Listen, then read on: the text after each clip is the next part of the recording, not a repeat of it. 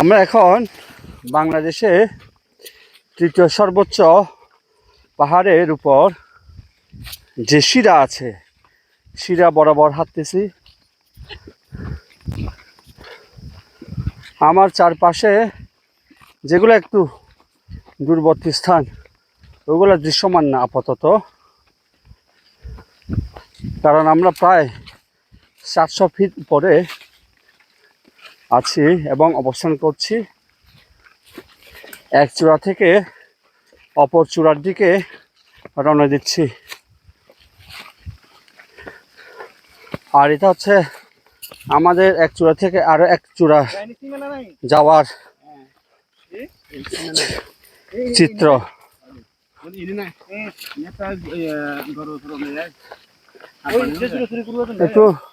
একটু দেখাও না আমার চারপাশে পারিপার্শ্বিক অবস্থা কেমন।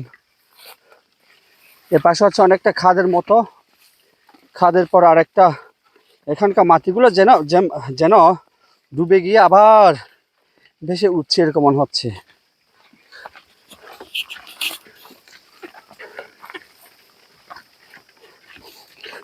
এখানকার রাস্তাগুলো ঠিক কি ঢেউয়ের মতো না দাদা?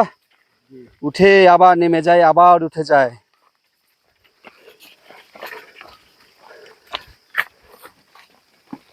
এখান তো একদম নেড়া হয়ে গেছে, পুরো সাফ করে ফেলেছে।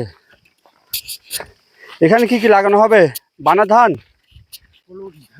হলুদ ধান, হ্যাঁ।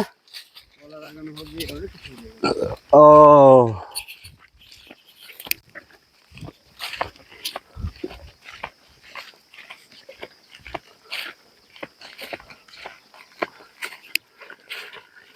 এরকম পাহাড়ে হাঁটার যে অনুভূতি,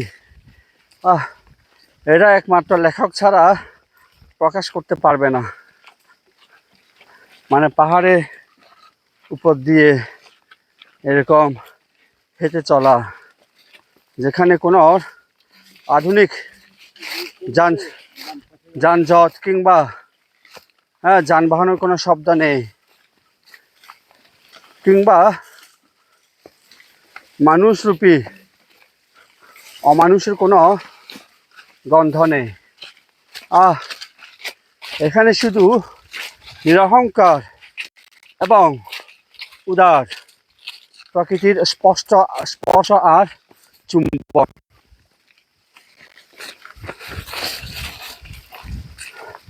বাতাসগুলা যেন শরীরে ঘেঁষে হালকা মৃদু ধাক্কা দিয়ে পেছনে চলে যাচ্ছে, আর আমরা সে মৃদু বাতাসের ঢেউয়ের বিপরীতে হাঁটছি।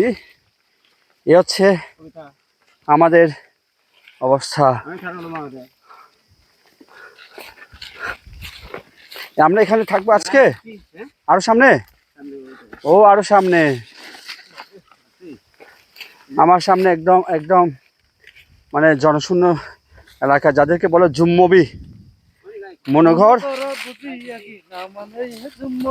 হ্যাঁ, এটা হচ্ছে আমাদের পাহাড়ের জুম চাষিদের জীবনযাত্রার চিত্র। হলুদ পরিষ্কার করছে, পরে এগুলো ভাঙা হবে, সিদ্ধ করা হবে, তারপর বাজারজাতকরণ হবে। এ হচ্ছে কষ্টের জীবন। আমরা খালি দূর থেকে দেখি, ওকে পাহাড় কি সুন্দর না বাড়ি থেকে দেখতে, কিন্তু এখানকার যাত্রা বা জীবনযাত্রা যে কি পরিমাণে কঠিন, ইস্পাতের মতো কঠিন। আচ্ছা রাখা যাবে, সমস্যা নাই। আচ্ছা নিয়ে আবার যাবো না, একসাথে নিয়ে আসবে, সমস্যা নাই। কি বলেন দাদা?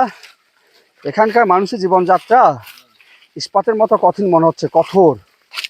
হ্যাঁ, যতদিন শরীর চলবে ততদিন জীবন চলবে, যেদিন শরীরের চাকা থেমে যাবে তাদের জীবনযাত্রাও থেমে যাবে।